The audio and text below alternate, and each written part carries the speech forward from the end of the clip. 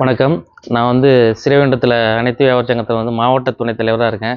ஐயா நல்லகண்ணு ஐயா பிறந்த வீடு இந்த வீடு அவங்க வீடு. அவங்க பிறந்தது, வளர்ந்தது, அவங்க படித்த ஸ்கூல் எல்லாமே ஸ்ரீவைகுண்டத்தில் தான் இருக்குது. ஸ்ரீவைகுண்டத்தில் சேர்ந்த ஒருத்தர் உலக லெவலில் பேசக்கூடிய மிகப்பெரிய தலைவர்களில் அவரும் ஒன்று. கரைபடியாத கைக்கு சொந்தக்காரரு. ஒரு அரசியல்வாதி எப்படி இருக்கணும் அப்படிங்கிறதுக்கு ஒரு நல்ல உதாரணம் அப்படின்னா ஐயாவை பார்த்து நம்ம கற்றுக்கலாம். அவரோட ஏழ்மையை சொல்லவே வேண்டாம்.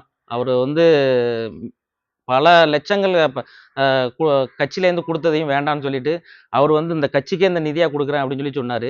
கடைசியாக ஐயா ஸ்டாலின் அவங்க தலைசால் விருதுன்னு சொல்லி ஒன்று கொடுத்து அவருக்கு 10 லட்ச ரூபாயும் கொடுத்தாங்க.